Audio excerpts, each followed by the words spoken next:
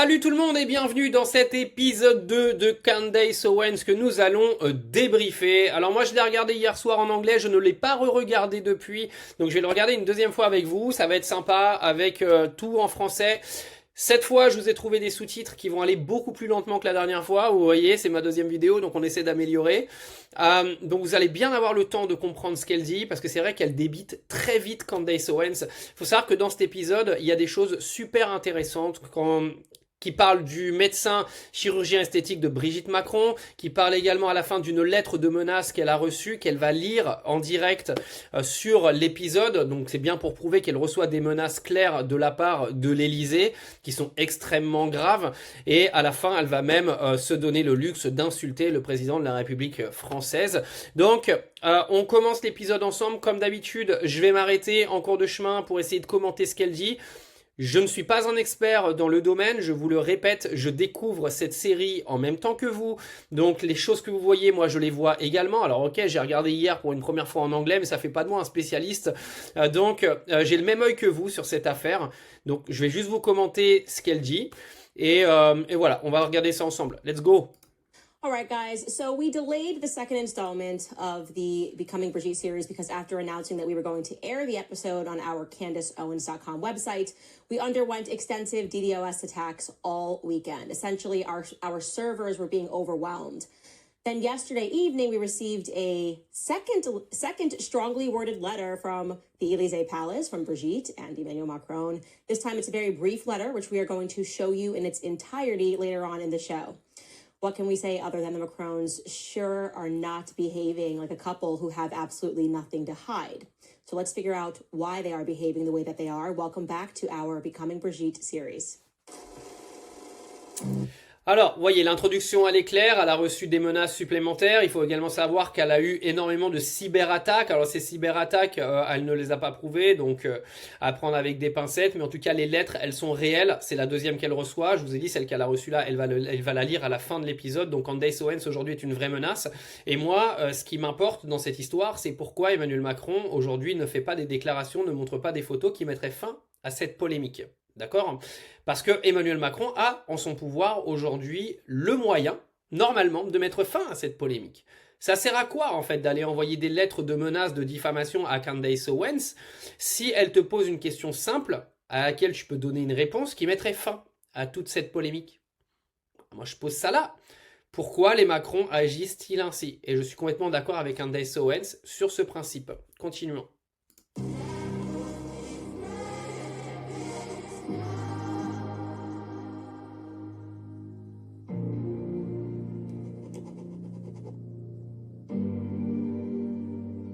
So a lot of people were wondering with the first installment, the entry to this series, why are the French people allowing this to happen? How could they allow all of these things to happen?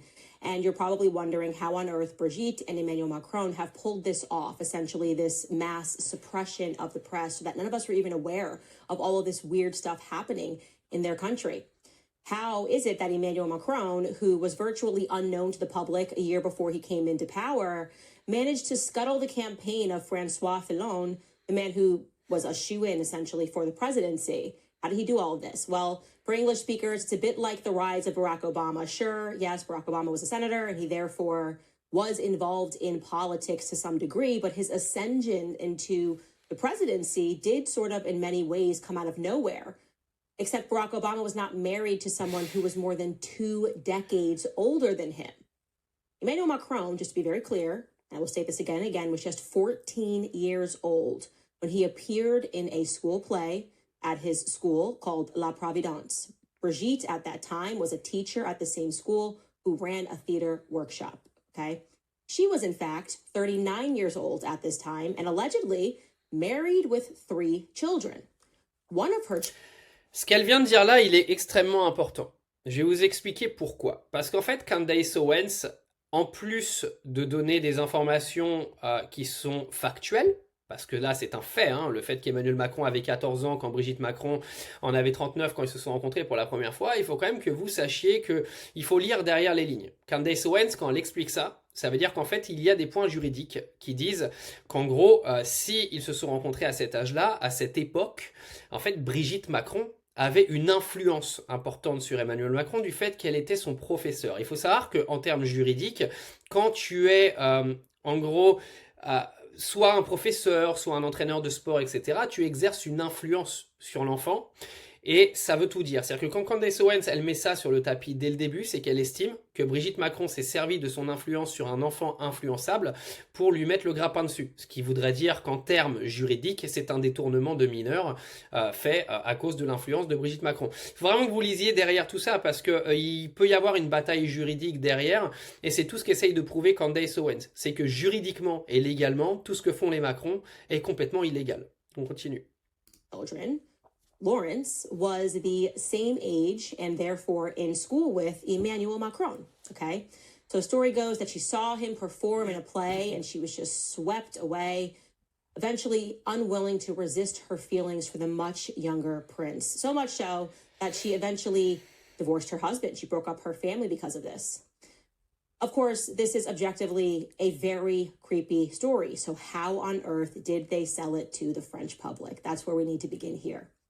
The answer, of course, as always, is through a very intense propaganda campaign that is filled with lies and severe intentional misrepresentation. As Xavier Poussard, that is the journalist that broke this incredible story, puts in his forthcoming book, he wrote this, quote, "To sell this improbable story, intense propaganda was deployed across all media, television, radio, and the internet. Books." Si vous voulez remettre dans le contexte, ça va pas plaire à certains, mais comme d'habitude, j'en ai rien à foutre. Cette propagande de presse, elle est faite pour vous laver le cerveau. Ça a toujours été, c'est comme ça. Et si on pouvait remettre un petit peu en perspective avec ce qu'il se passe aujourd'hui dans notre pays par rapport aux élections de 2027, tous les jours, on vous parle par exemple des musulmans en France. C'est-à-dire que depuis plusieurs années, on vous rabâche à tout le temps que tous les problèmes de société, ce sont les musulmans. La violence, ce sont les musulmans. Vous allez sur CNews, vous avez... Comme l'intégralité des médias est contrôlée, qu'aujourd'hui, une grosse partie des médias est contrôlée, par exemple, par le groupe Bolloré. Alors attention, je ne fais pas un discours de gauche, je fais un discours factuel. C'est-à-dire que vous avez aujourd'hui beaucoup de la presse écrite, beaucoup de la presse audiovisuelle, qui est donc contrôlée par des politiques d'extrême droite. À force de rabâcher aux gens et de leur donner une information tous les jours en leur disant « Regardez, c'est les musulmans, regardez, c'est les musulmans, regardez, c'est les musulmans », les gens s'en sont convaincus sans même faire de recherche. Et c'est ce qu'explique en fait Candace Owens là, c'est que la presse, dans l'histoire de Brigitte et d'Emmanuel Macron, a en fait vendu une histoire magnifique entre une femme âgée et un enfant, qui est en gros une sorte d'histoire incroyablement magnifique et qui a été vendue par la presse et les gens s'en sont presque convaincus à la rigueur. C'est exactement le même principe que ce qui se passe en ce moment par rapport au lavage de cerveau un peu général qui est fait sur nos faits de société. Praising Brigitte and Emmanuel and glossy magazine covers saturated the public space. The aim was to subliminally instill in the minds storytelling designed by the cream of the Parisian specialists of public image. This pulpy narrative told the story of Emmanuel Macron, a precocious and virtuoso student at Lycée La Providence in Amiens. The press compared him to Mozart, who won over his teacher Brigitte, a dynamic, beautiful, and charismatic woman, end quote. So yeah, they sold this as a story of triumph over conformity, right? This age-defying love, perhaps, as we now know, an early nod to the written works of Macron's favorite author, André Gide, who, as we mentioned in a previous episode, was a self-admitted pederast, raped Muslim boys, and he wrote about this openly.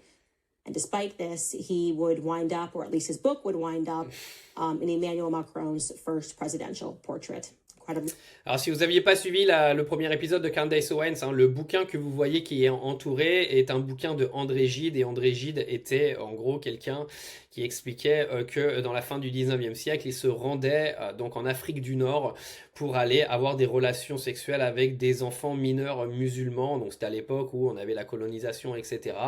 Et mine de rien, les bouquins d'André Gide, qui a même reçu un prix Nobel de littérature, étaient sur le bureau d'Emmanuel Macron le jour de cette photo que vous voyez là, qui est donc la photo officielle, le portrait officiel d'Emmanuel Macron en tant que président de la République. Croyez-moi que ça, c'était pas fait au hasard. Creepy. On the 14th of April 2016, when Paris Match, the magazine, devoted its first cover to Brigitte, the readers were told that one day in her heart, everything secretly changes. She attends Milan Kundera's play entitled Jacques et son maître, in which one of the ninth graders, Emmanuel Macron, is the hero. He's already got his eagle eye, they write. Oh, yes, he's already got his eagle eye, kind of honing in on Brigitte. That's what we're told. Here's, by the way, a little video of Emmanuel Macron performing when he was younger in a play. You can just take a look at this. You can let this run. C'est de renaître. Elle m'entend. Sœur aveugle et muette. La nuit. Qu'est-ce qui fait le plus peur aux hommes? L'aboiement d'un chien.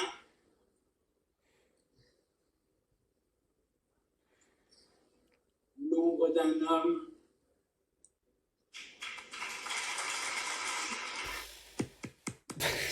Wonderful, wonderful, irresistible for an almost 40-year-old woman who then had him join her theater workshop in the next school year. Now, we should pause here to...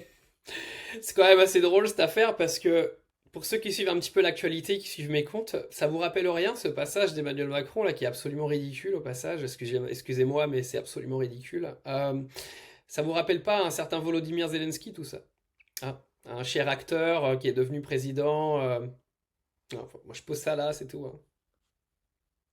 Consider how terrifying it is that the media as an entity has this kind of power to romanticize acts of sheer evil and then to gaslight and bully those who recognize it to be so. Those of us who say, no, there's something very wrong with this picture. Anyways, no less than 60 newspaper covers were dedicated to Brigitte within a period of just 26 months. Paris Match alone thus far to date has dedicated 13 covers to Brigitte. Now, I would refer to that as sort of a psychological strategy of oversaturation, right? If you give the public so much information, whether it's true or false, it becomes immediately implausible to the average person that there might be something hidden, right? Because you're like, well, there's so much information. It becomes sort of the media bystander effect. If so many people are covering the story, then the story must be covered. It's already covered. There's nothing left for us to learn. So I'm going to now tell you the official legend that was established about Brigitte Macron in these early days by the media. It is as follows. First and foremost, they told the public that the age gap between them was that he was 17, an outright lie, and that Brigitte at the time was 36, also an outright lie. Now let's go through the timeline of Brigitte's prior life, which was asserted by this same media, okay? They tell us that in 1953, on April 13th, 1953, ironically, the same date that the MK Ultra program came into existence, Brigitte Trogneux, maiden name Trogneux, was born in Amiens. She was the youngest daughter of a family of confectioners who prospered in northern France. Then they tell us that after a strict Catholic education with the Sacred Heart Sisters in 1974, when she was 21 years old, she married a man named André Louis Ozier, becoming then Brigitte Ozier, married to a bank executive. Following in her husband's footsteps, Brigitte Ozier began a career as a press officer at the Chamber of Commerce in Lille. And then they went on... Alors si vous n'avez pas suivi, hein, pour ceux qui sont un petit peu perdus, elle est en train de refaire une sorte de chronologie de Brigitte Macron. Hein. Je pense que vous aviez compris, mais je vous le dis au cas où. Have 3 children. One, firstborn Sebastian in 1975, a son. Then they had Lawrence, a daughter. That's the one that was the same age as Emmanuel Macron and attended school with him. They had her allegedly in 1977. And then came Tifon. Tifon, you will come to recognize, is really the only one of the children that speaks out and defends Brigitte Macron, which is quite interesting. They had her allegedly in 1984.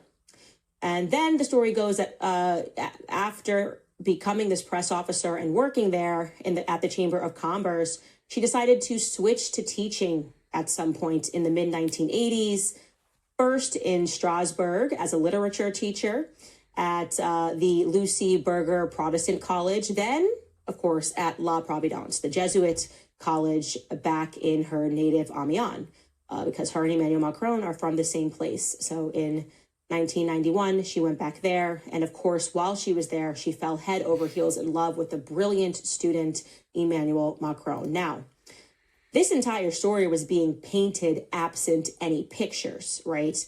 And so as the press was selling this, they tried to get readers to imagine that Brigitte was just irresistibly sexy and hot, right? Like she was this sort of 1980s pinup doll, just unbelievably like a Claudia Schiffer type. This was the image they were trying to paint in their head. Like she's older now, but ooh, if you had seen her when Emmanuel Macron saw her, she was like a pinup, and she was. Faut que vous sachiez là dans ce qu'elle dit elle marque un point qui est extrêmement important et qu'il faut que beaucoup comprennent si vous n'êtes pas encore au courant, c'est que la presse, elle est politisée et elle s'achète de façon très simple. D'accord ? Cette histoire entre Brigitte et Emmanuel Macron, comme elle le dit, a été vendue par la presse tout le temps de la même façon. Donc comme elle dit, il présentait Brigitte comme une sorte de jolie quarantenaire que en fait l'élève pourrait tomber amoureux. Vous voyez un petit peu l'histoire qu'on pourrait retrouver dans une série télé et qui est aujourd'hui dans notre société un petit peu dramatique. Mais ce que je voulais dire là-dedans, attendez parce que là j'ai un trou du coup, je vous le remets et je reprends. Oui, c'est que c'est hyper facile aujourd'hui de vendre une fausse histoire, en plus quand vous divulguez zéro image. D'accord ? C'est-à-dire que cette histoire, elle a été vendue sans qu'il n'y ait aucune image de Brigitte Macron à cette époque-là. Il n'y en a pas. C'est-à-dire qu'il y a quasiment rien. C'est du vide. Et en fait, on n'a que de l'écrit, mais il n'y a pas d'image. Donc en fait l'histoire elle a été vendue un petit peu en loose day parce que je pense qu'il y en a beaucoup qui s'en foutaient dans la population française. Honnêtement les gens ils ont quand même autre chose à s'inquiéter aujourd'hui que de se prendre la tête sur l'histoire réelle de Brigitte et Emmanuel Macron. Alors maintenant on s'y intéresse clairement parce que Candace Owens est en train de créer une sorte de scandale politique en France, mais bon, je comprends les gens qui s'en foutaient à l'époque, moi-même j'en avais rien à foutre, mais voilà, il faut quand même bien comprendre que quand tu vends une histoire à l'écrit et que tu ne prouves avec aucune image que ça existe, ça reste de la fiction quand même.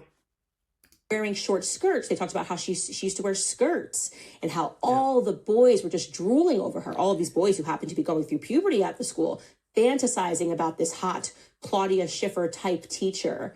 And of course, the brilliant virtuoso Emmanuel Macron and her then began this sort of clandestine affair. Years later, in 2006, recognizing that she was hopelessly in love with Emmanuel Macron, she made a huge decision to break up her family by divorcing her husband, Andre Louis, the banker, and marrying her former student, Emmanuel Macron, just a year later in 2007. Okay? Again, that's the legend that was established by the media. Now, to control the public image of Brigitte, the couple brought in a woman known as Michelle Marchand. She goes by Mimi for short. That's the woman I'm showing you right here on the left-hand side, walking next to Brigitte. And she is known as the Pope of celebrity press, the Popess of the celebrity press. You do not cross Mimi. We're talking about this all week. PR firms, people that they're at the top, she will break you down if she needs to. You can see all sorts of trials she's been involved in. She has been accused of using tactics of blackmail and coercion. We'll get into that in a little bit. And her task was to essentially flood the public with these hyper-selected photos of the wannabe presidential couple looking airbrushed and fabulous. Just sell this idea that nothing weird happened in the past. And so Mimi was able to enjoy essentially near exclusivity on Brigitte's image through her photo agency, which is known as Best Image. You will find, as we get deeper in this series, you yourself are going to fall down this hole and you're going to start looking for photos and trying to verify things about Brigitte's past. And you're going to see in the corner that a lot of these photos say Best Image. Yes, that is Mimi Marchand's photo image business. It means Mimi was in control of this image. Now, as far as the conversations that were being had between Mimi and Brigitte, there was one person acting as an intermediary. And that person's name is Xavier Niel. He is a billionaire, you should know, one of the wealthiest men in France. And I should mention that he is also the son-in-law of Bernard Arnault, the CEO and the chairman of LVMH. Yes, that LVMH, Louis Vuitton, Moet, and Hennessy. In January of last year, Bernard Arnault overtook Elon Musk to become the richest man in the world. Okay? Bernard Arnault's children, two of them, were actually taught by Brigitte in school. You should know, 2 of his children were taught by Brigitte in school. Later, Brigitte developed a close relationship with Arnaud's eldest daughter, who she didn't teach, Delphine, who would go on to become Brigitte's clothing provider through, obviously, Louis Vuitton's artistic director. Ok, là c'est un point qui est extrêmement important parce que maintenant Candace Owens inclut Bernard Arnault et Xavier Niel à l'intérieur de cette histoire. Ce qu'elle explique aujourd'hui, bah vous l'avez bien vu, hein, c'est que les 2 fils de Bernard Arnault ont été sous l'égide également à l'école de Brigitte Macron, donc exactement pareil qu'Emmanuel Macron, et que la fille aînée de Bernard Arnault était la styliste de Brigitte Macron. Et vous allez voir un petit peu le lien qu'il peut y avoir derrière entre le fait que la fille de Bernard Arnault soit la styliste de Brigitte Macron et le côté un peu transsexuel, etc., qui va arriver derrière. C'est très important quand même, hein, parce que dans cet épisode-là, elle inclut un des hommes les plus puissants de la planète aujourd'hui, Bernard Arnault, et ce sera pas sans conséquence à mon avis.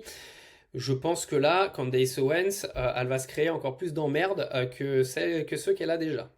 And stylist, okay? Just to follow that, Bernard Arnault has a daughter, and she gets involved in styling and dressing Brigitte Macron, the first lady, and she does this obviously through Louis Vuitton and taps their artistic director to be the stylist. That artistic director's name is Nicolas Ghesquière. Now, why am I telling you about that? Who cares what Brigitte is wearing? Well, you should just know as another fun fact that this man is the main promoter of transgenderism and androgyny in the fashion world. He's huge, okay? Not only has he been, and this is directly according to Out Magazine, deliberately hiring trans models and choosing them to open for Louis Vuitton's fashion show, like when he picked a 23-year-old transgendered individual named Crow Kian to open for their 2018 show in which they premiered their spring-summer collection. But Ghesquière also has taken it upon himself to launch the careers of a ton of transgender models all throughout the fashion industry. Like one person named Teddy Keane-Livon was thanked Nicolas profusely, who at the age of 23 became a household name after being discovered by Nicolas Ghesquière. At the age of 21, he was discovered. By the age of 23, he was thanking him.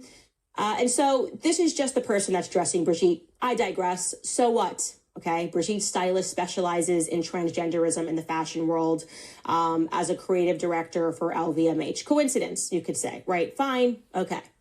The point here is also to demonstrate... Coïncidence, comme elle disait la semaine dernière, il y a plein de oups dans l'histoire de Brigitte Macron.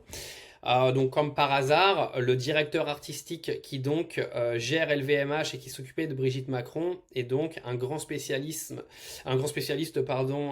du monde des transgenres dans la mode. Oups, comme on dit.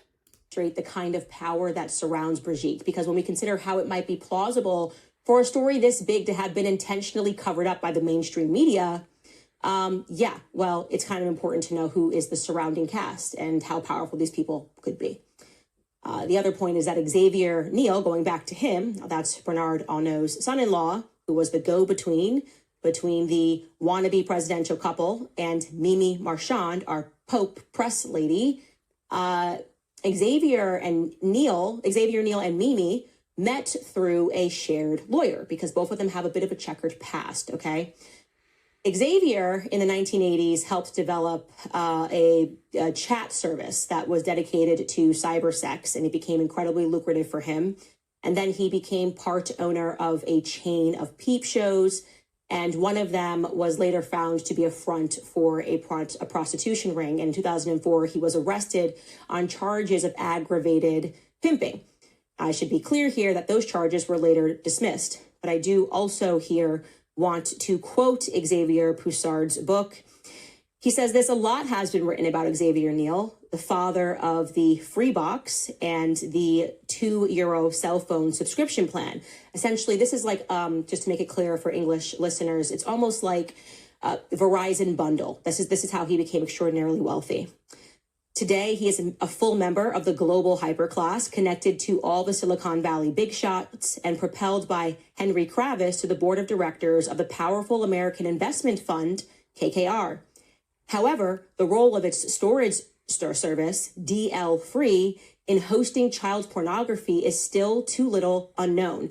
And Free has even been described by the Canadian Centre for Child Protective Services as the largest source of child sexual abuse images.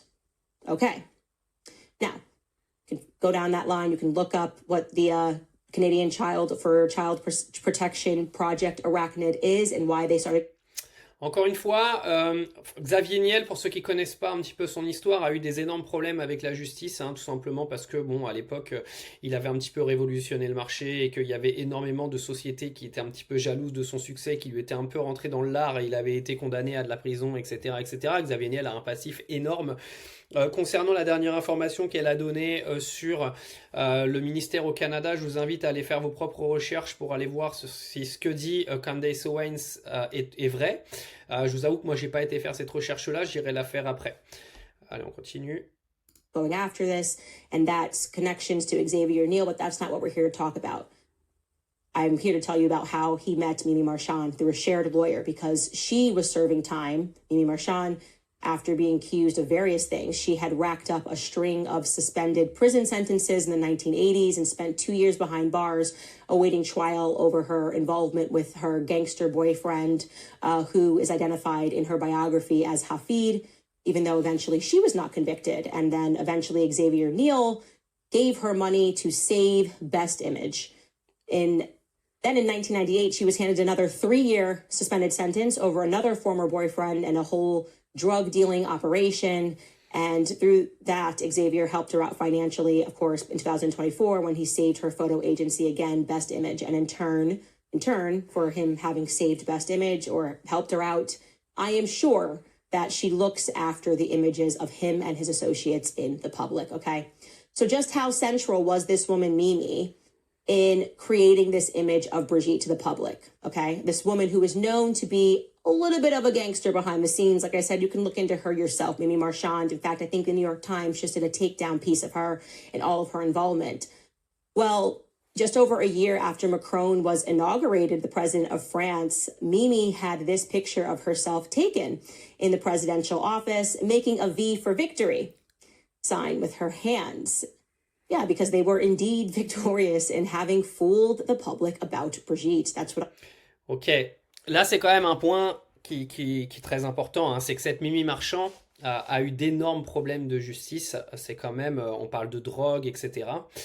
Et qu'elle était clairement employée par les Macron pour créer une image absolument fausse de Brigitte Macron. Donc là, au fur et à mesure que le puzzle se construit, quand on écoute Candace Owens, on voit bien, au fur et à mesure, que les Macron ont vraiment tout fait pour qu'aux yeux du monde, on raconte une histoire sur Brigitte Macron. On le voit de toute façon. Quand on embauche une attachée de presse comme ça, une journaliste un petit peu, une photographe bancale, etc., quand il y a ce genre de magouille, c'est qu'on veut vraiment construire une histoire autour de Brigitte. En plus, là, vous allez suivre un petit peu ce qui s'est passé après cette photo à l'Élysée. Mais plus l'histoire avance et plus on se rend compte qu'il y a vraiment un énorme problème derrière et que c'est limite mafieux cette histoire. I would imagine that's all about. But then something really interesting happened, okay? Very interesting happened. Brigitte and Emmanuel, shortly after that photo was taken, made the decision to sort of carefully pull away from Mimi Marchand, their PR fixer woman, because she was involved in another scandal. And you guys, I'm telling you, it just seems to be a lot of oopsies around this couple. It's weird, okay? So Mimi also shares another friend with Brigitte. They have a mutual friend in a billionaire, and that is named Marc Ladry de la Charrière, okay? Marc is so close to Brigitte, to be very clear, so close to Brigitte Macron, and he enjoys being photographed out with Brigitte Macron, so close that they decided to attend the production of a show together, a show called Starmania. And you're going, wow, why do I remember Candace talking about Starmania on the last episode? Oh, because that was the show that they attended together that was produced by Thomas Joly, where Brigitte then handpicked Thomas Joly to do the Olympics. So Marc Ladry was with her. okay, at that premiere when they were like, this is the right guy to throw on these Olympics, which, the Olympic show, which had obviously transgendered individuals, we had drag queens that were strutting. There was a lot going on that offends my Christian senses, and I would call it satanic.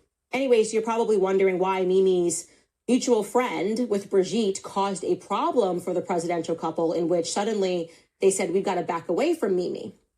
Well, Mark, that guy Mark Ladry, another billionaire, happens to have a really troubled son named Jeremy. And shortly after Mimi took that picture in the presidential office, it was revealed that Mimi did her friend Mark a solid by keeping Jeremy's name and his face out of the press because she runs the press. She's like a press gangster, so to speak. Jeremy, his son, was the former manager of a children's entertainment company who was twice convicted, once in 2008 and once in 2015. And you're never going to guess what it was for: child pornography cases. And then again, beyond this time, and recently, in 2004 and 24, the mother of his children summoned police to their place in Marrakesh out of fear after she went through his computer. And they had very young children. The ages at that time were 3 and 1, I believe, after discovering even more images on his computers. Investigators collected 4,000 images of children on his computer, naked children that were being raped. For that, he has, by the way, gotten another slap on the wrist. What I was able to determine online, and again, obviously French is not my first language, is that he's been sentenced to just 8 months for that, and that sentence has been suspended, meaning it won't happen until down the line. That's the last I could find on it. I'm happy to correct that if that information is wrong. So that's 3 child pornography convictions for Mark. And Mimi helped cover up the one in 2015.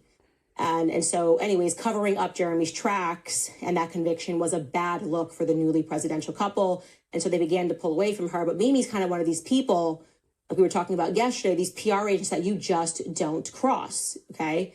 And she didn't like that. She didn't like that people were starting to say that she was on the outs, that she was no longer allowed into Élysée Palace. Then a book was published in October of 2018 called The Book of Mimi, and it became even more clear that she was persona non grata in the presidential inner circle, and she was no longer invited to attend the Thursday meetings at the Élysée. And so what does a PR person do when they feel burned? They drop a bomb in the press. And it looks like she indeed dropped a bomb, an explosion in the press about Brigitte Macron. Ok, alors, petit aparté, c'est dur à suivre. D'accord, il y a plein d'éléments, etc., etc. Si vous voulez bien tout comprendre, re-regardez et prenez des notes. Parce qu'il y a trop de choses, en fait. La Mimi Marchand, là, en question, vous savez, celle qui a vendu l'histoire magnifique de Brigitte et de Manu dans la presse, a été, en gros, écartée à la suite de la photo que vous avez vue à l'Élysée, parce qu'en fait, voilà, vous avez bien compris, elle a couvert l'histoire du fils de l'autre milliardaire, là, j'ai même déjà oublié son nom, là, Delarcher ou je sais pas quoi, là, je le connais même pas, lui, pour vous dire. Et comme dit Candace Owens, quand vous vous attaquez à ce genre de meuf, derrière, elle ne lâche pas l'affaire. Je vous invite quand même, encore une fois, même sur le premier épisode, à re-regarder, à prendre des notes, parce que je vous le dis, même moi, en re-regardant une deuxième fois, ça va vite, en fait. Il y a plein d'informations, etc. Mais en tout cas, en re-regardant une deuxième fois cet épisode de Candace Owens, j'en apprends beaucoup plus qu'hier soir. Hier soir, j'avais l'impression qu'elle avait brassé un peu d'air, mais surtout quand vous regardez la première fois à tête froide, à tête chaude même, parce que j'étais quand même assez impatient d'écouter son épisode. Il y a plein d'informations qui nous passent à travers. Donc ça, je vous dis de re-regarder 2-3 fois parce que c'est super intéressant. Mais regardez ce qui va se passer après, c'est encore plus intéressant. Magazine called Closer, okay? Brigitte had somehow been spotted at the entrance to the American hospital in Paris, reportedly for undergoing cosmetic surgery under general anesthesia. And the First Lady was furious about this publication, okay? She publicly condemned Closer magazine for her favorite invasion of privacy, okay? Understandable if you're at the hospital getting some work done. Her reaction, though, seemed like an overreaction, especially to journalist Xavier Poussard. It just struck him as odd because a year earlier, another magazine called The Express had similarly outed her for going under the knife with a doctor named Dr. Sydney Ohana, and yet she didn't care. She didn't face any That doctor and the Express did not face any public condemnation. Brigitte was not mad at them. So Xavier's going, what particularly about this publication and Closer made her freak out, made her go so far as to set for the first time a precedent in which the First Lady came out and publicly condemned the press? So he began poring over that article in Closer, trying to understand, what did I miss? What did I miss? What's in here that set her off? And he found it. You see, while Closer had not named the surgeon, they didn't at all name the surgeon who worked on Brigitte, they did this sort of petty thing where they left a massive, undeniable clue as to who the surgeon was. In the magazine, they described the surgeon as a, quote, eminent and media-savvy plastic surgeon who would keenly quote Victor Hugo, his favorite expression, woman's flesh, ideal clay. Well, there was... Ok, vous avez bien compris que la Mimi Marchand s'est vengée en disant que Brigitte Macron s'était pointée dans un hôpital pour faire de la chirurgie, etc., etc. Et Closer n'a pas mentionné le nom du chirurgien. D'accord? Et donc, à l'intérieur de cette histoire, Brigitte Macron les a attaqués en justice, etc., etc. Sauf que Candace Owens a retrouvé le nom du chirurgien. Et du coup, moi, j'ai été recherché derrière. Est-ce que vous voyez en bas, pour bien vous montrer que c'est pas de la fabulation, moi, je vous l'ai retrouvé dans l'article de Closer. D'accord? Je vais vous le montrer. Retenez bien là l'expression « la chair de femme, l'argile idéale » et que c'était un fervent admirateur de Victor Hugo. Et regardez ce que j'ai pu retrouver. Donc là, on va regarder, on est à 23,39 parce que là, ça va me l'en mettre à 0, donc là magnifique. Je vais vous montrer au niveau, si j'arrive à me servir de mon Mac un jour ça pourrait être bien, je vous ai retrouvé l'article. Donc là en fait, attendez, je vais juste bouger ça, je vais me mettre en plus petit. Voilà, donc là je vous ai retrouvé l'article de Closer. Donc du docteur Buis. Donc c'est lui en fait qui a opéré Brigitte Macron et il a une certaine spécificité, ce docteur Buis, c'est qu'il s'occupe de la féminisation des femmes. D'accord? Donc c'est comment dire, il a donné une interview en fait à Paris Match et je vais vous lire quelques passages. Donc attendez, je vais vous retrouver parce que j'ai lu l'interview tout à l'heure. Donc il fait référence justement à Victor Hugo, voilà, exactement. Vous auriez aimé être un artiste. Victor Hugo, dans La légende des siècles, écrivait « Chair de la femme, argile idéale ». Et c'est là en fait que Candace Owens a trouvé que c'était lui qui avait donc opéré. Donc c'est ce chirurgien que vous voyez là qui avait opéré Brigitte Macron. Et ce cher monsieur a en fait une particularité. C'est que vous êtes aussi un spécialiste de la féminisation des visages. Pour un transsexuel qui ne veut pas être une caricature, changer de sexe ne suffit pas. Alors là, je vous donne sa réponse, c'est lui qui parle. Hein. Ma formation m'a sensibilisé aux formes des visages hommes-femmes. Elles sont très différentes. La féminisation commence donc par la modification du squelette facial. J'ovalise par exemple le cadre orbitaire qui est plus rectangulaire chez l'homme. J'arrondis leur front droit, je change l'angle de la mâchoire. Pour moi, qui ai fait de la chirurgie traumatique et malformative, ce n'est pas compliqué de modifier un squelette facial. Nous sommes 2 ou 3 dans le monde à avoir cette spécialité. De temps en temps, je féminise aussi des femmes qui sont trop masculines. Et vous masculinisez des visages de femmes, il est moins difficile de transformer une femme en homme. Il n'est pas nécessaire de modifier le squelette. Et avec des traitements hormonaux qui donnent des poils et de la barbe, la métamorphose est facile. Donc vous l'aurez bien compris, notre cher monsieur Buis est un des 3 spécialistes au monde de la féminisation. D'accord? Donc c'est-à-dire qu'il peut vous transformer un homme en femme très facilement, il peut changer le squelette du visage. Et ce fameux docteur qui n'était pas cité dans l'article de Closer, eh ben, Candace Owens l'a retrouvé. Et petite méprise par rapport à ce que je disais tout à l'heure, je ne vous ai pas pris l'article de Closer, pardon, je vous ai trouvé une interview directement du docteur Buis, hein, qui est dans Paris Match. D'accord? Si vous voulez la lire, je vous la mettrai en description de la vidéo, comme ça bah, vous aurez l'intégralité des infos. Donc on va revenir sur notre chère Candace Owens. Par contre, j'ai complètement zappé à combien j'en étais sur la vidéo, comme d'habitude. Mais comme on n'a jamais dit qu'on était parfait, bah c'est pas grave. Ce qu'on va faire, c'est qu'on va aller rechercher notre amie Candace directement. Hop, c'est reparti. Et on va retrouver le moment où elle nous parle de notre cher docteur Buis. Donc là, on en était à peu près là. Hop, on va revenir là. Que ça en est, ils n'ont pas nommé le chirurgien, blablabla. Bla, bla. Voilà, donc là on en était à peu près là, c'était à 24 je crois. Voilà, il est là notre cher ami, donc on va revenir, c'est parti. Earlier in Paris Match, and his name was Dr. Patrick Buey.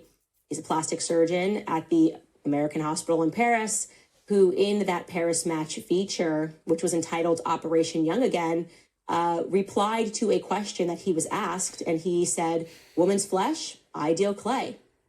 Now, why was this a bombshell enclosure, or rather a threat that was made, a shot that was fired, if you will, to Brigitte Macron? Because in France, Patrick Buey is known most eminently for one thing: feminization surgery. He is the king of transgendered feminization surgery, to soften the face features. If you are a man trying to become a woman, it will soften your face features with feminization surgery. And if there was any question that was remaining in anyone's minds as to whether or not he was indeed being used by Brigitte Macron, they needed to just wait until 2023, because here's a picture of them together. Yeah. Years later, in 2023, Emmanuel Macron decided to award Dr. Patrick Buey with the French Legion of Honor, a high distinction in the French Republic. Imagine the medal, it's the Medal of Freedom in America. He's being awarded that. We're going to pause there because that is a lot of information for you to digest, information for you to unpack, and information for you to research. Again, we are at the very tip of the iceberg when it comes to this couple and the connections and the power that they have and how they were able to execute this farce in the public. What we will show you in the next episode is how the storyline begins falling apart. And we can bring up that timeline again, how this perfectly curated idea of Brigitte's background, absent any pictures, people started to go, wait a second, something's not right here. And it sort of begins with just a couple of pictures that are released of Brigitte Macron in those years when she was allegedly a pinup doll. And she didn't look anything like a pinup doll. And she wasn't wearing short skirts. She was wearing baggy suits. And no, it didn't seem like someone in which teenagers would be falling over themselves. Here she is right here. There she is in her teaching days. That's the hot pinup Claudia Schiffer-esque. And people began to go, wait a second, are we just being sold a bunch of lies? And the answer, of course, is going to be yes. But I want to first get into showing you the letter that we received yesterday from Brigitte Macron and Emmanuel Macron. But first, I am, before we read that letter in its entirety, going to throw it to one of our sponsors, Good Ranchers, who we... Ok, donc là, elle est en train de faire sa publicité pour Good Ranchers. Ça vous intéresse, vous allez voir. Voilà, donc, vous voyez, au début de l'histoire, on nous expliquait clairement que... Emmanuel Macron était tombé sous le charme de sa magnifique, extraordinaire, super belle, une femme de 40 ans qui était vendue un peu, comme dit Candace Owens, comme la Claudia Schiffer, etc., et qu'on voit clairement que, excusez-moi, je ne vais pas juger le physique d'une femme, mais voilà, comme elle dit, moi, en tant qu'adolescent, je ne tomberais pas amoureux d'une femme de 40 ans comme ça, qu'on se le dise. Tu me présentes Clara Morgan, je pense qu'on peut discuter, mais bon là, c'était pas le cas.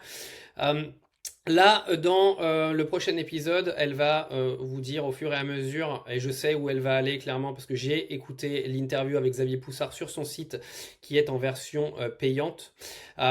Elle va vous montrer que toute l'histoire s'effondre parce qu'il y a un paquet de mensonges sur les différents âges de l'histoire, à quel âge Emmanuel Macron a rencontré Brigitte Macron, les différences d'âge, etc. Vous verrez qu'en fait l'histoire, elle est devenue bancale au fur et à mesure du temps et qu'il y a eu énormément de contradictions. Alors le prochain épisode, pour l'instant, on n'a pas la date, donc on verra. Là, on va retourner sur Candace qui va vous montrer les menaces qu'elle a reçues hier de la famille Macron. La lettre, elle est magnifique. Et la réaction de Candace est magnifique aussi. Crazy. We're really just, I don't even know what to say here. I don't know what to say.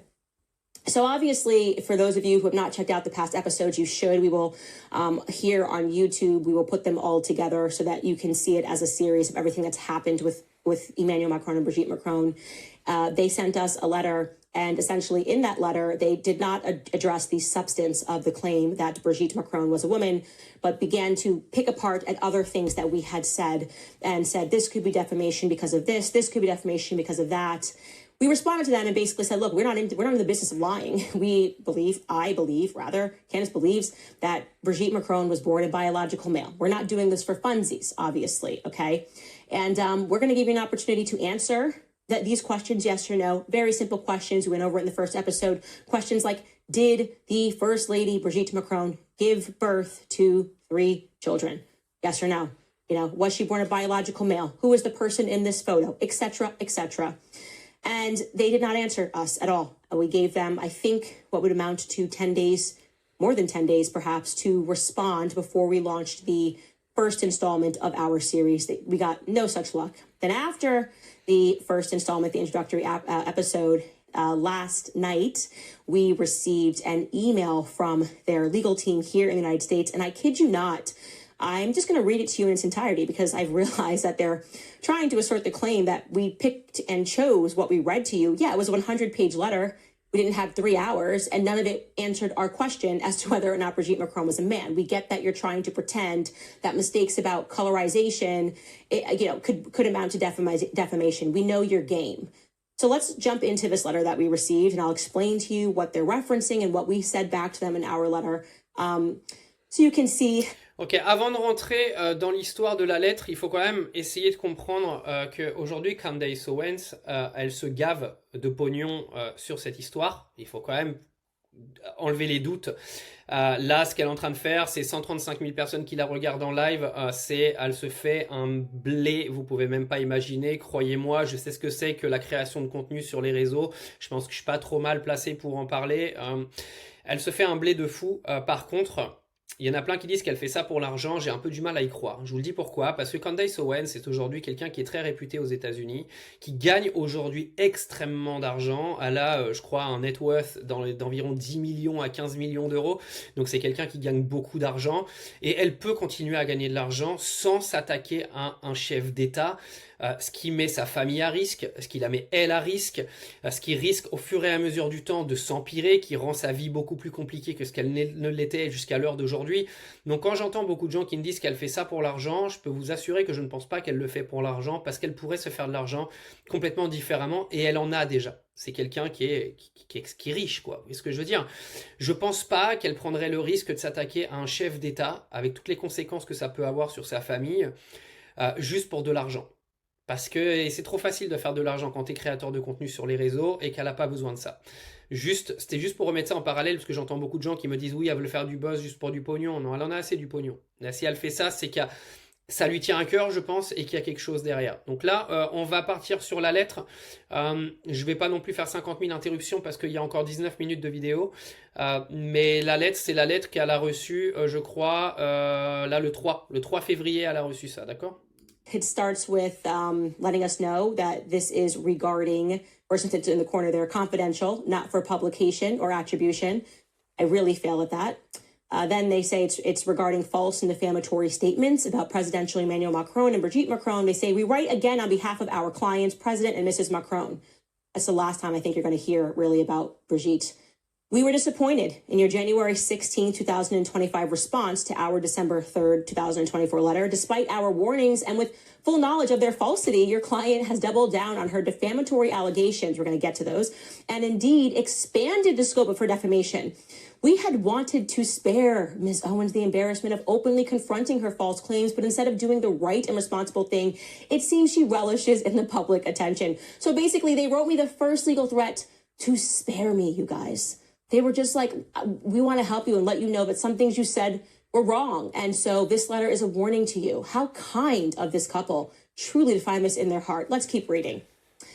Since our letter, Ms. Owens has published several X posts and additional podcasts, further defaming the Macrons. To the extent that the Macrons' claims suffered from any of the legal deficiencies you pointed out in your letter, which they did not, Ms. Owens has eliminated any doubts about such claims and strengthened them with her new statements, most egregiously. On January 13th, 2025, Ms. Owens falsely implied that the Macrons were responsible for the death of a journalist investigating them. Okay, let's pause there because you guys watched the first episode. They're just lying here, right? I literally told you that every journalist that tries to touch this story, something happens to, okay? And it is a fact that Isabella Ferreira was working on the story, had messaged, according to her friends, saying that she had a bombshell about Emmanuel Macron and a Brigitte. The French press has reported on this, and then she was found dead floating in a river, okay? Or a pond, whatever it was. And the public said that she had drowned, and her friends said that she was not suicidal. And the press said that she had maybe taken some pills. I don't remember. The point is nowhere in the first episode did we say that Brigitte Macron and Emmanuel Macron assassinated this girl. We told you what happened, okay? Let's keep reading here. That incendiary implication is factually false, offensive, and incredibly damaging. Ms. Owens repeated this false claim on January. Je voulais revenir sur ce point-là rapidement parce que nous avons des journalistes en France qui passent leur temps sur des médias comme BFM TV et CNews à venir nous expliquer que Vladimir Poutine fait assassiner tous les journalistes de son pays. Donc dans ces cas-là, pourquoi nous permettons-nous à la télé, sur des médias mainstream qui sont clairement politisés, de venir dire que Vladimir Poutine fait tuer ces journalistes? Et dans ces cas-là, pourquoi ce n'est pas condamnable? Et pourquoi, quand Candace Owens vient juste expliquer que bizarrement, juste avant, que des révélations soient faites, une journaliste est retrouvée morte, elle n'a pas dit directement que c'était les Macron qui avaient tué la journaliste. Elle a clairement dit que le timing était un petit peu bizarre, comme par hasard. C'est quand même bizarre à chaque fois ces traitements dans les médias. Hein. En gros, tu peux te permettre d'insulter un chef d'État et de dire en diffamation clairement que Poutine a fait assassiner des journalistes et que toi, dans le même temps, tu attaques une journaliste indépendante qui viendrait expliquer que peut-être le timing de la mort d'une journaliste est un peu bizarre. Deux poids, deux mesures, comme d'habitude. 31st, 2025, and bolstered the implication, because they're not saying I said it, they're saying you implied it, by stating that she, meaning me, did up on security after getting the letter from Macron and because of things that we know about their network and things that are happening. Like I said, every journalist that tries to get this out. Yes, that is not a lie. That is the truth. We have upped our security and we were responding to the chat, people saying, get yourself some good security. And of course, when you have people walking around your property and you have young children and you understand the extent of the stakes that are in this, getting and upping on your security, that is my right. Okay. You don't get to tell me that I can't tell the public the truth about that. Let's keep reading to see what they're upset about. In another outright lie, Ms. Owens has repeatedly stated that the Macrons admitted Mrs. Macron statutorily raped President Macron in our December 3rd letter. That is a complete fabrication, as no such admission was made within our December 3rd letter or anywhere else. No, to the contrary, we showed exactly what you said, where you admitted that Emmanuel Macron was 15 and you admitted that Brigitte was 39. And we said to the public, that is therefore an admission that it is statutory rape, because the laws at that time stated that there could be no consent if the adult had authority over the child. And given the fact that that was a teacher... Ce que je vous ai dit en début de vidéo, c'est qu'en fait, si Brigitte Macron était la prof d'Emmanuel Macron, elle avait autorité sur l'enfant. Et c'est ce que je vous disais en début de vidéo, et c'est un point extrêmement important, et c'est pour ça que Candace Owens appuie sur ce point-là, parce qu'on le voit bien quand elle parle, qu'elle parle vraiment aussi par rapport au droit, c'est que la différence d'âge en soi est déjà un problème, mais c'est encore plus un problème quand la personne qui est la plus âgée avait autorité sur l'enfant. Et c'est là où ça pose un énorme souci, et c'est là où veut aller Candace Owens, c'est ce que je vous expliquais en début de vidéo. And Emmanuel Macron was 15 years old and not of the age of consent, that would constitute statutory rape. So we didn't say that you wrote that this is statutory rape. We said that you admitted to it, whether knowingly or not, by saying what I believe to be the first time asserting in writing that their ages were 39 and 15. And to be clear, we are asserting that their ages were actually, in fact, 39 and 14, because 14 years old undeniably was the age in which Emmanuel Macron participated in that play. Let's keep reading. Your client's recklessness in making these false and damaging assertions is staggering. It goes on. You spend most of your letter discussing actual malice, but the well-documented evidence of actual malice here is overwhelming, and your client has only added to that record with her public statements after receiving our letter. As we laid out in our December 3rd, 2024 letter, Ms. Owens relies on facially unreliable sources to perpetuate an inherently improbable conspiracy theory, despite the evidence refuting its truth. Ms. Owens claims she's a journalist, but repeatedly disregards journalistic standards in her reporting. She also continues to profit from these lies. I'm blocking out a business name, and even recently stated that she would start reselling the Man of the Year t-shirt, mocking Mrs. Macron. And just as Ms. Owens claims that she does not have to credit the Macrons, a court similarly will not be obligated to credit her claims in the face of overwhelming evidence disproving them. So they're saying literally a lot of nothing here other than it's an improbable conspiracy theory. All they have to do is write, Brigitte Macron was born a biological female. We are telling you that is a fact. They won't do that. Brigitte Macron gave birth to 3 children. Their names are Lawrence, Sebastian, and Tifon. We are asserting that as a fact. Please correct the record. In our letter to them, we said, we are happy to correct the record. We are happy to tell the truth. We even offered to fly to France to conduct the interview so that Brigitte could respond on record herself. We said anytime, any date. You let us know from here until, I think we gave them until March something. We will get on a plane and we will fly to you because we don't want to lie about this. And we're asking you to answer these and if you don't want me to come and you don't want to invite me in the Élysée Palace, then please just answer these 21 questions so that we can include it in our reporting. They are declining to do so and instead saying it's an improbable conspiracy theory. That's it. That's what they're saying. Okay, let's keep going because the letter's almost over. This is all it says. Since receiving our letter, Ms. Owens has supplied us with even more evidence. Okay, sorry, actually, we just went over that. Oh, no, that's right. Since receiving our letter, Ms. Owens has supplied us with even more evidence of her reckless disregard of the truth, actual malice, and intent to further injure the Macrons. Ms. Owens received overwhelming written notice of the evidence contradicting her claims in our December 3rd, 2024 letter, and yet she continues to double down and expand her lies. She has refused to retract any of the defamatory claims outlined in our letter. Ms. Owens also quoted from portions of our letter, but refused to present her audience with much of the substantive evidence refuting her claims. All of this is blatantly obvious attempt to further defame and injure the Macrons and hide the truth from the audience she has repeatedly lied to about these issues. So essentially what they are saying is, we sent you a 100-page letter and we went over everything that could potentially be defamatory. Like I said to you, ignoring the substance. Is Brigitte a man? Yes or no? A biological male? Yes or no? Was she born a biological male? Yes or no?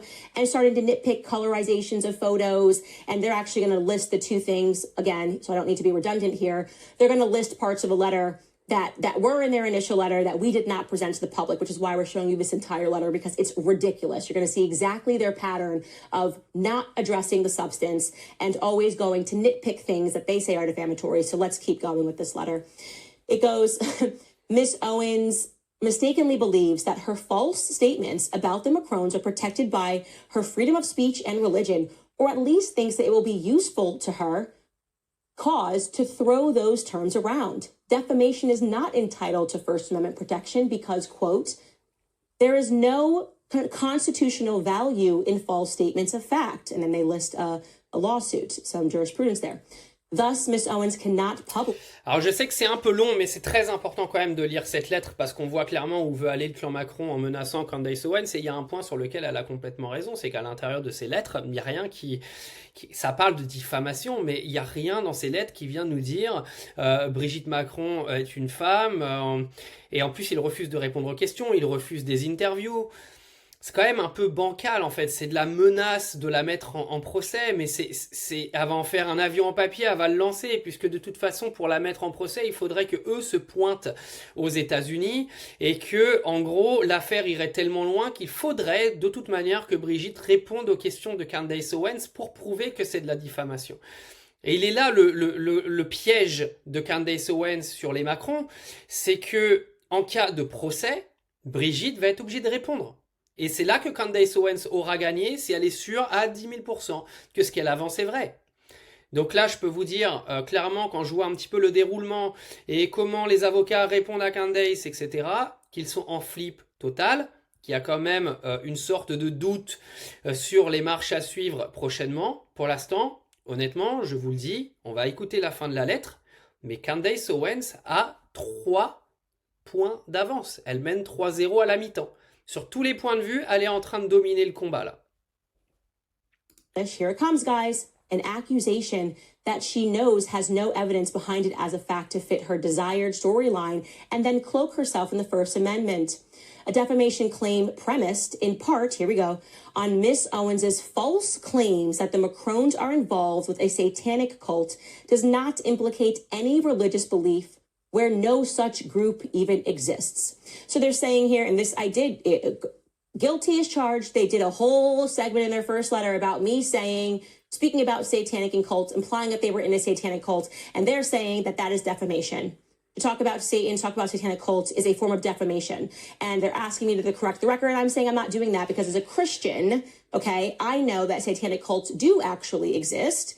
And for them to allege that I said that they couldn't exist, that they don't exist, is completely insane and a violation of my right to practice my religion. So I'm going to hold a line on that. I'm going to go hold a line, which I did tell you guys, on speaking about my viewpoint and the viewpoint shared by many, that the Olympic ceremony was satanic.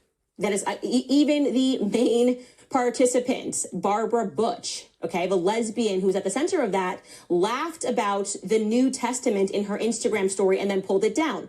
You don't get the right to tell me that you're going to sue me for defamation because I'm talking about Satanism in a context that makes you uncomfortable since you handpicked Thomas Jolly to put on this performance. My answer is no. So let's keep reading your letter and get to the other points that you feel that I've taken away, okay? Likewise, the remaining false claims made by Miss Owens are not based on her religious beliefs just because she uses religious rhetoric to gain followers. Yeah, that's what I'm doing every mass. Every Sunday, I'm just trying to gain followers. Your equally ridiculous explanation to excuse Miss Owens's false statement from legal liability, that the statements are supposedly rhetorical hyperbole, also fail. So my on this next portion, my lawyer wrote back to them because they said another defamatory claim was me saying Emmanuel Macron was a psycho, and they're alleging that that is defamation. Again, none of this is about the substance of the claim that Brigitte's a man, but we're going to give you what their response to is that. First, if Miss Owens sincerely believes that what she says, which she repeatedly claims the statements are not rhetorical hyperbole, statements that consist of rhetorical hyperbole, a vigorous epithet, or loose figurative or hyperbolic language are protected because they cannot reasonably be interpreted as stating actual facts about an individual. Ms. Owens cannot simultaneously take the position that she believes the truth of her defamatory assertions and that those statements are exaggerations that no reasonable person would take seriously as statements of purported fact. If anything, this nonsensical argument in your letter only further demonstrates that Ms. Owens deliberately distorts the truth for shock value to her audience, a further admission of her malice and financial incentive to defame the Macrons. Moreover, the context of her statements flatly disproves any notion that Ms. Owens was not seriously maintaining an assertion of actual fact. To the contrary, Ms. Owens repeatedly asserts that she is providing facts and recently noted a trove of evidence of her false claims. Ms. Owens stated this clearly and eliminated any doubt that she was engaging in rhetorical hyperbole when she claimed on January 10th, 2024, that she is exposing what she deems to be the truth. Previously, she made the defamatory assertion that President Macron is a psychopath, while citing research supposedly supporting her allegation and claims that Mrs. Macron's purported sexual abuse of President Macron turned him into a psychopath. With her claiming to expose the truth that is supported by research, no reasonable listener could possibly believe that Ms. Owens was engaging in rhetorical hyperbole not meant to be taken seriously. So I'm showing you this full letter because it's important for you to understand this is the exact strategy that they have gone after reporters, okay? In France, when you see suddenly the mainstream media goes, she won a defamation claim. It's never about whether or not Brigitte Macron is a man. She's never won that ever. It's always about this person identified the wrong person in the photo. She's saying that Emmanuel Macron was a psychopath. Does she have the credentials? Is she able to, as a non-PhD in psychiatry, to assert that he's a psychopath? I'm going to go to court and find out.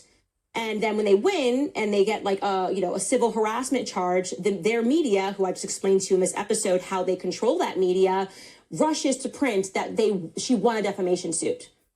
Have you heard them once throughout this entire letter simply assert that Brigitte Macron was in fact born a female?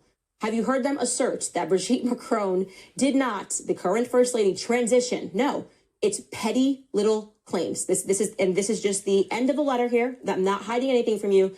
Let's keep going. And yes, it is true. Both of these things were in their first letter about him being a psychopath and about satanic cults. They wrote that your claim that the Macrons have not been damaged by your client's false statements is further belied by the second sentence of your January 16th letter. In your words, Candace is an international sensation. Oh, thank you, lawyer. Thank you. I got a good lawyer. He's so kind. Her false claims have reached an international audience. The views, the likes, the comments, the downloads, the shares of her false statements provide conclusive proof that Miss Owens's fabrications are believed and repeated. It is self-evident that Miss Owens's proliferation of these false claims has resulted in impairment of reputation and standing in the community, personal humiliation, mental anguish and suffering so much so, ladies and gentlemen, that they won't just simply answer the basic question. Yeah. Et pour ceux qui n'ont pas suivi, il faut savoir que la semaine dernière, moi j'en ai fait des vidéos sur TikTok, nous avons eu des relais de presse disant que Brigitte Macron était en dépression, qu'elle n'était pas bien, qu'elle ne dormait pas. Et c'était largement avant la diffusion du premier épisode de Candace. Hein. Candace n'avait même pas encore démarré son premier épisode, que la presse nous vendait déjà que Brigitte Macron était en dépression. Pour qui, pourquoi, comment? On va bien le savoir. Le timing était un petit peu bancal. Ça, Candace Owens ne le mentionne pas parce qu'elle ne le sait pas.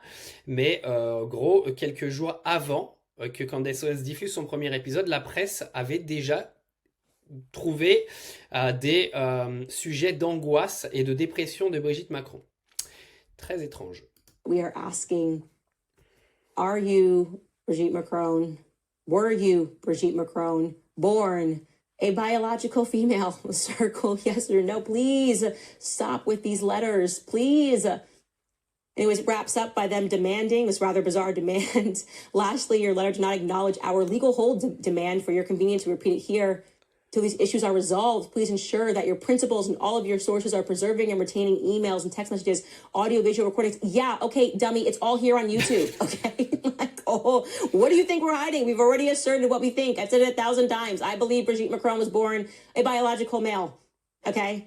And then transitioned into a female. That is my belief. I don't know how many times I can say it. What do you think you're going to find in my messages? Like, what's your smoking gun here? You got it, dude. We're acknowledging it publicly. We will keep all of our YouTube files. We will keep all the video files. We'll keep our text messages, our logs, our tweets, okay? Our tweets, so you can show that I meant what I said, and then you can explain why it is you can't just answer the questions. Again, this is just an intimidation tactic. They obviously have not answered any of our questions to put an end to this, which completely removes them from this claim that they're being so mentally anguished, but they can't just simply assert the truth, dancing around things that nobody cares about. Nobody cares. She called Emmanuel Macron a psycho. That hurts. But he didn't care, obviously, when the Algerian press referred to him as a homosexual psychopath. They weren't sued. It's coming after Candace. Now, a lot of people have asserted that Emmanuel Macron is a psychopath and have not been sued. But he wants us to know he's really serious. He's coming to Tennessee.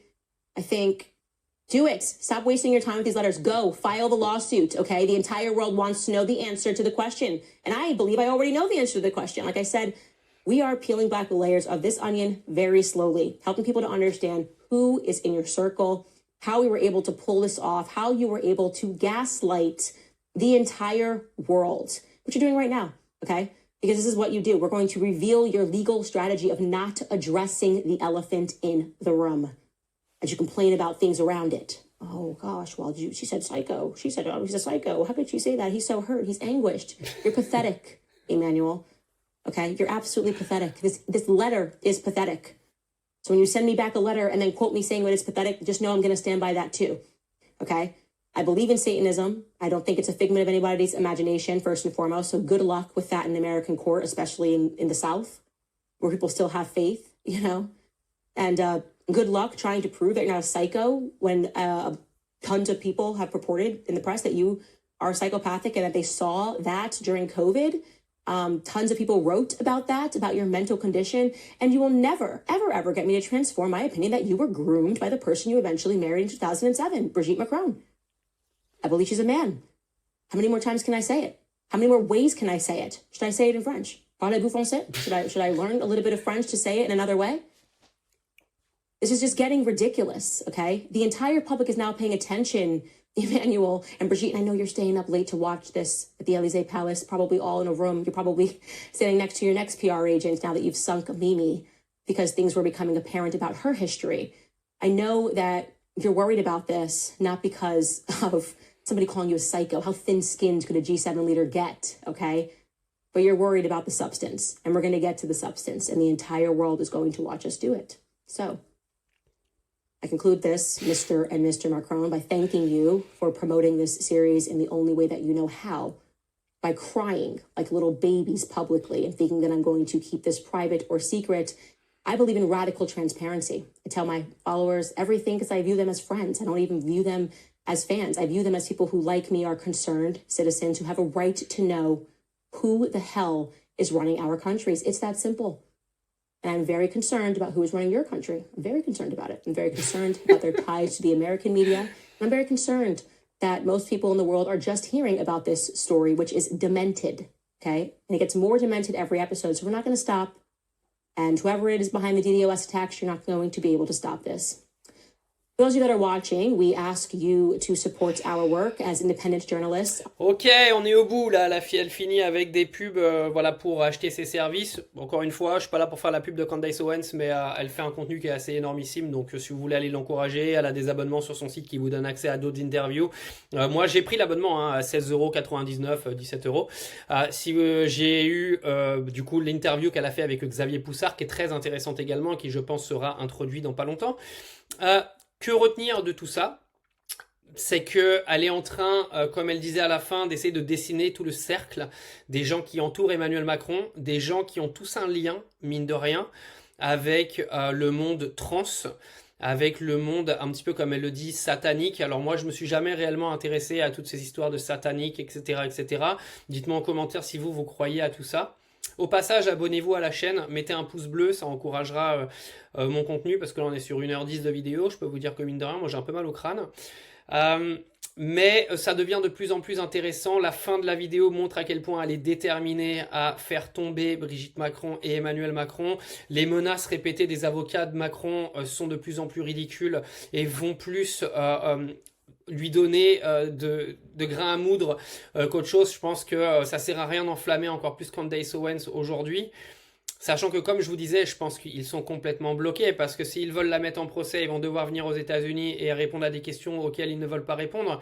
Quelle est leur solution de secours? Faire ban Candace Owens de l'opinion publique? Vous croyez sérieusement que Donald Trump, qui est un grand fervent de la liberté d'expression, accepterait que la chaîne YouTube de Candace Owens soit censurée? Imaginez-vous une seconde que ça arrive, quelle serait la réaction d'Elon Musk, qui jusqu'à l'heure d'aujourd'hui n'a pas encore parlé de Candace Owens? Quelles seraient les conséquences du fait que si Candace Owens était censurée, parce que Elon Musk prendra automatiquement la parole, puisque c'est son cheval de bataille. Si Elon Musk demain met Candace Owens sur le devant de la scène, croyez-moi que Emmanuel Macron, ses problèmes vont être décuplés par 1000, parce que l'audience qu'a Elon Musk grâce à Twitter est absolument massive, pardon. Alors toute cette histoire continue de prendre du sens, on commence à bien comprendre le puzzle, il y a pas mal de choses sur l'épisode 1 et l'épisode 2, je vous invite quand même à les re-regarder, à prendre des notes, etc. parce que c'est très intéressant. Au fur et à mesure, je pense qu'elle ramènera encore plus de preuves, là elle dessine un petit peu l'entourage, parce que ramener des preuves sans expliquer le contexte qu'il y a autour n'aurait pas de sens, d'accord? Les gens ne comprendraient pas. Moi je trouve ça très intéressant. Je doutais au départ des intentions de Candace Owens. Je peux vous dire qu'au fur et à mesure des épisodes qui passent, elle commence, je ne vais pas vous dire que je crois en tout ça, mais qu'elle commence à quand même me convaincre, parce que je trouve que le côté risque est beaucoup plus élevé que le côté reward, le côté récompense dans cette affaire. Je vois pas pourquoi elle prendrait des risques aussi inconsidérés si elle n'avait rien.